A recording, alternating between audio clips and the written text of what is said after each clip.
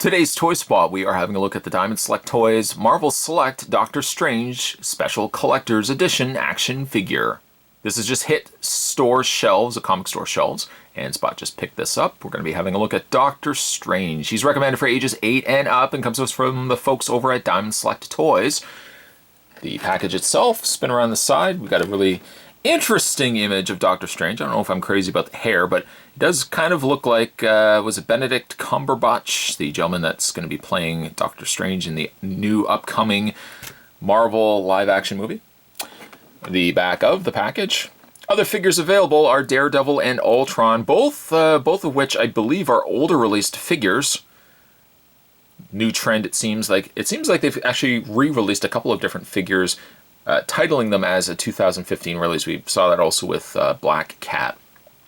A brief read-up says Dr. Stephen Strange was once a brilliant but arrogant neurosurgeon. After a car accident damaged his hands, ending his medical career, Strange traveled the globe looking for a miracle cure. After visiting a man named the Ancient One in Himalayas, Strange became the Hermit's apprentice, training to be Earth's next Sorcerer Supreme.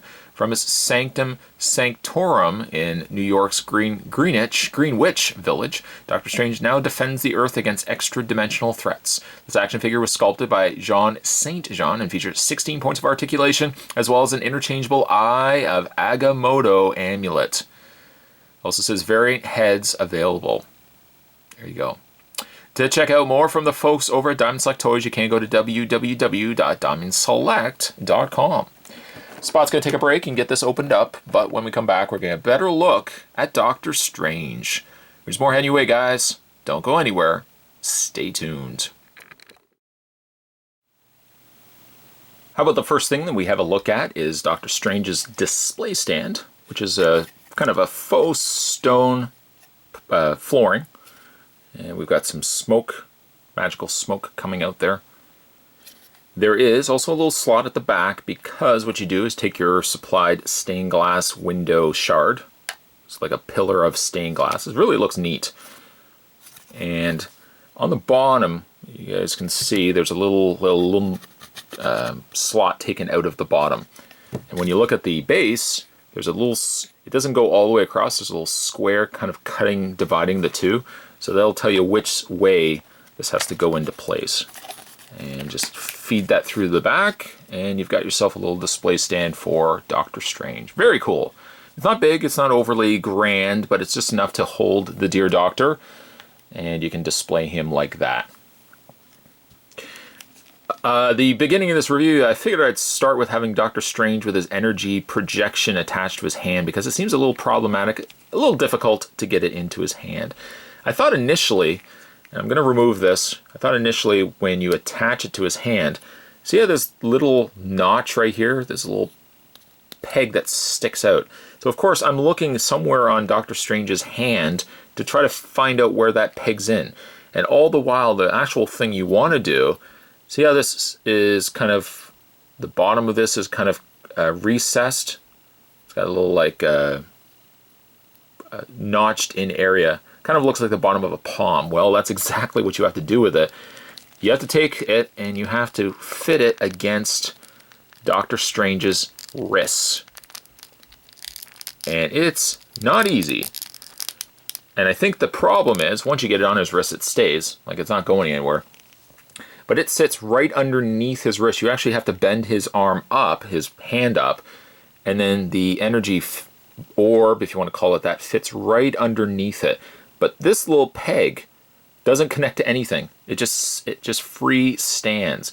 So it's misleading initially because you look at it and you think, yeah, that's got to peg into something. But it doesn't peg into absolutely anything. It's that little sunken in cup that fits right underneath his wrist. And that's what keeps the orb attached to his wrist. Just in case you were wondering. So we can take all that and I'll just take it off anyways. Put that to the side. And Doctor Strange also comes with an amulet. It can't fit around his neck. Chain's not big enough. But you could have his hand. Let's open up the chain here. It's a real chain, which is cool. And that's what the front of it looks like. Nice little gold amulet. You could technically just kind of fit it over his hand if you wanted to. I suppose technically you could pull the head off.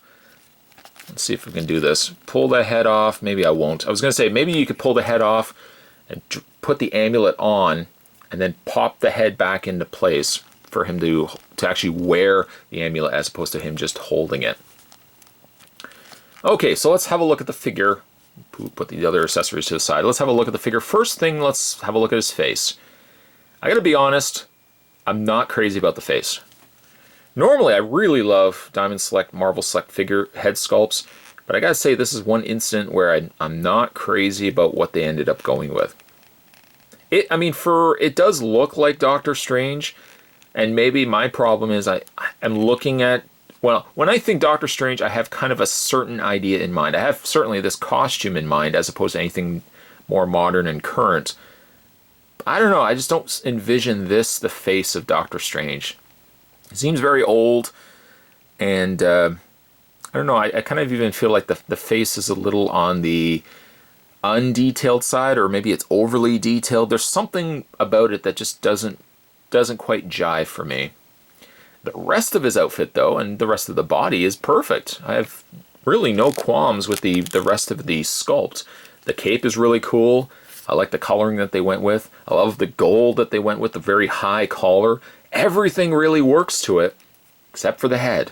And the face, just for me, almost appears to be a deal breaker. And I don't know, checking online to how the figure was originally, I guess, marketed, obviously when these toys reach it to toy shows and stuff like that, it's always like the original prototype figure, but I found like the face on that figure looks better than what we ended up getting here, and that sadly is the case with a lot of early production figures. They tend to look good when they're at conventions and when they're first showcasing the figure, but then when they get mass produced, something sometimes along the way gets lost. He's got black leggings, although they're not quite black because there's a lot of blue that's been added to the legs themselves. A nice light color of his top.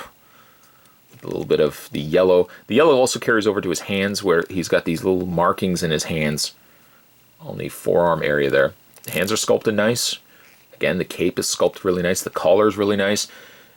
I'm looking at this and I'm thinking, I really am excited if they do a Mr. Sinister, based on kind of this giving us an early idea of what a collar could look like from a Marvel Select figure. Really hope that we will eventually get Mr. Sinister, because he's still one of my favorite X-Men villains. But I don't know, and let's just lift the cape up so you can see the back of it. It's okay. Everything about the figure works till about here. Not unless you have like the head further down, or if you kind of have it to the side. If you have it to the side, I don't know, it doesn't seem to look as bad. Nothing against Diamond Select, but I don't know. For me, the face, it's not one of their better faces. Or I almost feel like looking at Doctor Strange's face, I have to actually check here. I'm looking at the base. I don't see a date on the base. No, I don't see a date on the base. I'd be curious to know. I don't think this was an earlier released Marvel Select figure. He might have been. But I feel like he's got a very dated look on his face. If that makes any sense. Like it looks like it's got an old sculpt versus some of the stuff we're getting nowadays. Still, it's not a bad figure. Just wish the face was a little bit better. When it comes to Doctor Strange's articulation, his head is on a very nice ball joint. No issues there. Shoulders hinge out and forward and back. He's got a bend in the elbow, which also allows the forearm to rotate because that's a hinge joint there. The wrists are on their own hinges. Doesn't look like they rotate because a lot of the rotation relies in the forearm. So he's just got basically a hinge in the hand. He can wave. Hello, how are you? He has a waist swivel, although you probably heard it, very stiff. And legs, even though the lower of the shirt here is a soft rubber, his legs still are a little limited by the movement. He still has the double hinged knees, and he still has a pivot point in the foot. Again, normally I'm just a big fan of Marvel Select and Diamond Select releases. I don't know, I feel like this one slightly misses its mark. And maybe if chalk it all up to the face, that if the face was just a little bit better, I think the figure would have sold it for me. But Sadly, Doctor Strange, I think, comes up just a little bit short. If he knows anything about spells, maybe he should make a spell, I think, just to give him a better face sculpt. But that's just me.